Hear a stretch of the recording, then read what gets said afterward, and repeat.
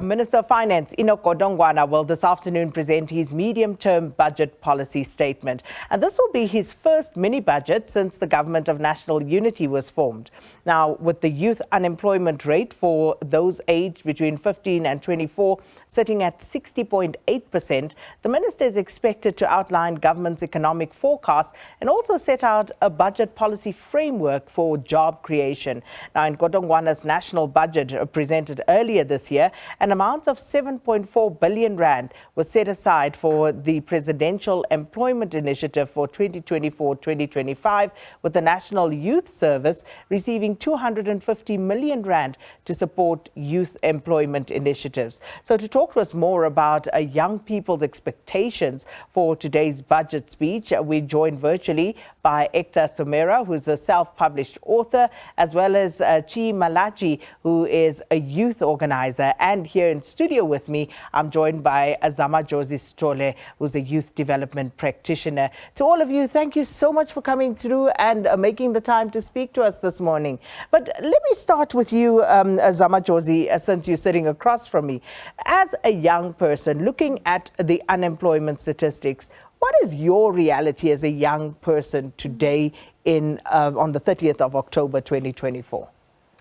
I think our reality is that most of us are trying to look for work because there is that assumption that we are lazy, we don't want to do anything. But I think my colleagues will also agree that many of us are trying to get into the workforce, but it's quite difficult because there's just so many different obstacles that you have to deal with as a young person just to get employed. So let's talk about some of those obstacles, Tshi. You know, looking at the unemployment rate for young people, almost double that of the general unemployment statistics for the country, at least, you know, by the official rate. So what are some of the obstacles that you face? Good morning, Sakina, and to the listeners, to the entire country. It is quite obvious that we don't have a job-inclusive economy. A lot of our economy is growing in ways which are not labor-intensive. I operate in the creative sector, and people who are involved in arts and culture struggle to find work here in Bloemfontein, across the entire country. There aren't accessible entry points into the labor market, so most people try to get a qualification at a university in order to get a job. But that's a limitation on the job market and entry points. And then there's a lack of skills as well for the new 21st century economy. It's very difficult for people to access training, learnerships, and the sorts of skills which are necessary for this new economy that we live in. And so many young people get left behind. And of course, what happens to those who are left behind? Ekta, if I could bring you in, you know, your view on where you are at as young people in general, but also perhaps specifically your own reality in this regard. Good morning. You know, as children, we have dreams. We go to school, they ask us what we want to be. By the time we finish school, reality turns those dreams into a luxury that we can no longer afford. So we leave school and we're forced into the job market with barely any skills. And so there's the skills gap. And what we have does not meet the requirements that most employers want. There's also the issue of experience. Most jobs require at least 1 to 3 years prior experience. And as learners, just stepping out of school and becoming young adults, where we expected to get this experience from. Very interesting, you know, all of your perspectives, and I'm obviously coming from a different vantage point where we are told that this new generation are quite difficult to handle in the workplace. And I want to hear your view on that. When you are stepping in, when you do have an opportunity, limited as it may be, to get into the workplace, you know, what is that experience like? Are you also feeling the strife that in many instances the employers are complaining about? Before I answer, I just wanted to also add to what my friends there have shared. the shifting of the goalposts, because that's what they're alluding to. That first we were told that we must study in order to get a job, then you study, and then suddenly experience. Then suddenly now, which I'm personally experiencing, is post-grad. Now we all have to have master's degrees in order to get a job. We all have to have a car, a driver's license. The list just keeps carrying on and on and on. And that's why you end up having this little pool that millions of young people are supposed to be swimming in, but they can't because of these restrictions. Okay, let me come in there. Yeah. So once you now have all of these qualifications, the car, whatever else you are told you must have, do you find that that actually eases, your problem and that you are able to find a job at that level? No, it's still difficult because there will be something that will also, pop up again. Like maybe they'll say, no, we only want people that speak a certain language, which is becoming a case in certain provinces in this country where you have to speak a certain language in order to get a job.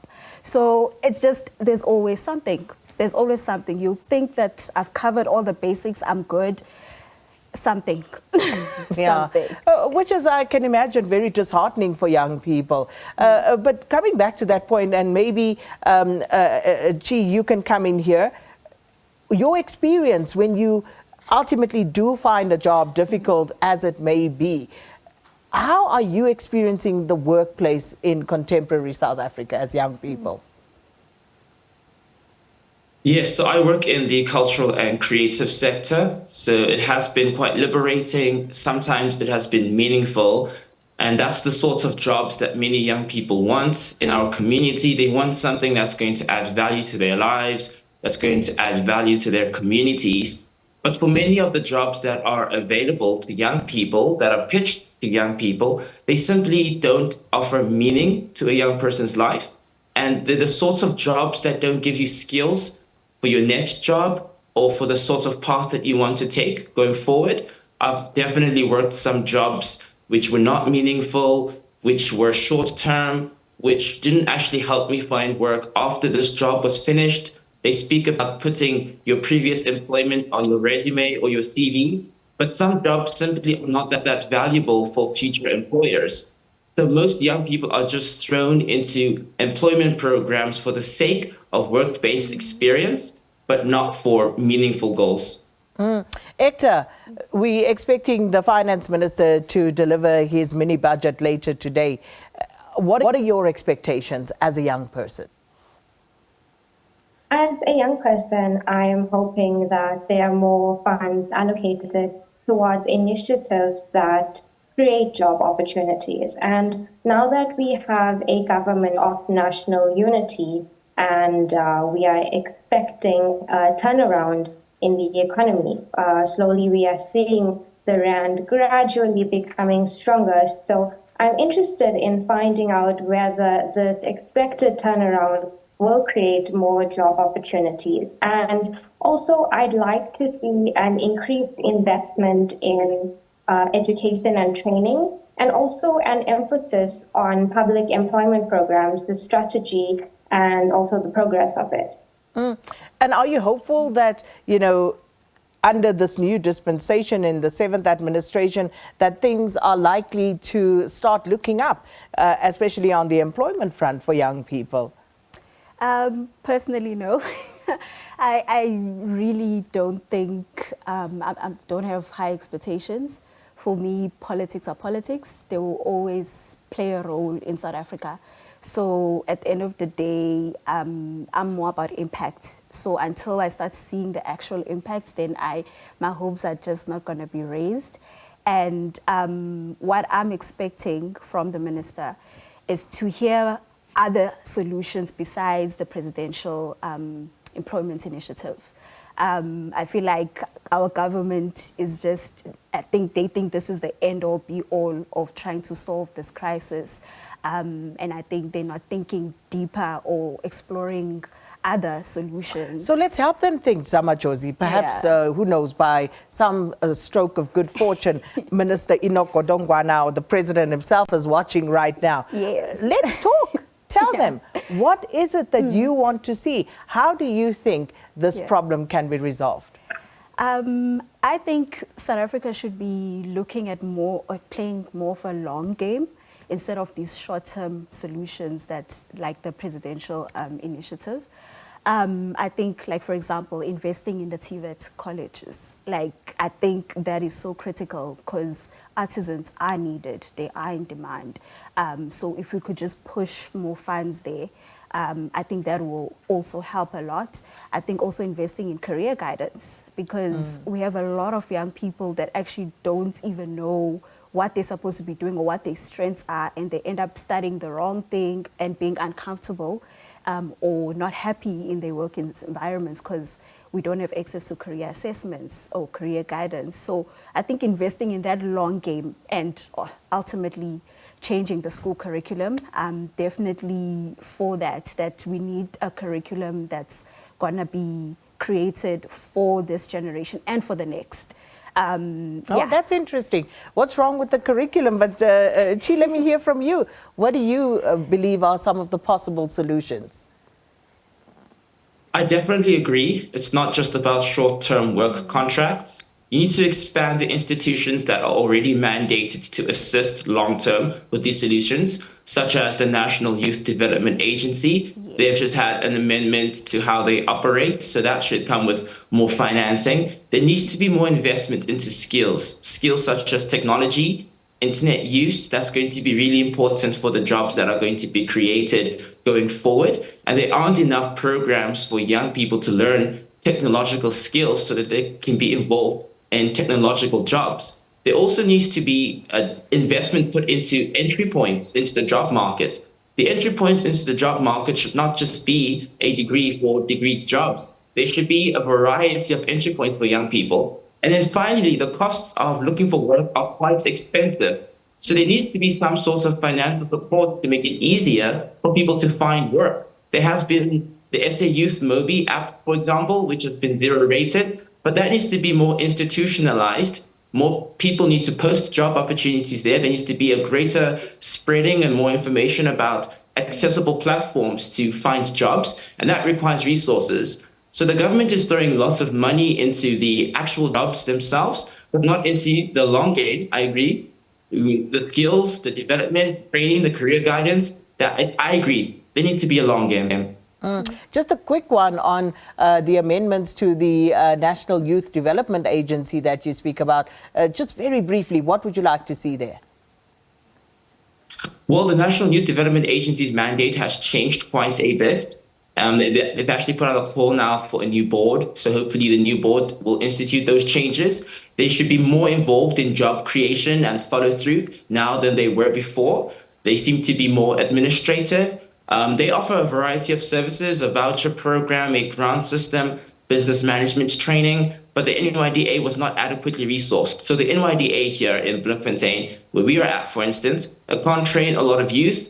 It can't adequately put out its voucher program. It takes a really long time to disperse grants to young entrepreneurs, and young people are really good at creating jobs for other young people, by the way, because they invest in labor-intensive jobs rather than ones that don't require a lot of labor. So there are delays with the success of the NYDA, and that's an institution that does exist in the long term and that can administer results if it's given adequate financial support, and then obviously the restructuring of its board. We're seeing a new board coming in. So we're optimistic about that, but the government budget also needs to reflect, it's not just the NYDA, there are CETAs, which are training institutions. They also exist in the long term. The government needs to capacitate these long-term institutions. Ekta, your view, solutions? Well, I think there needs to be a long-term strategy towards public employment programs. We know that if young people are employed for longer than a year, it shows on their record that they have acquired the skills and experience, and this allows them to secure full-time employment maybe at another place.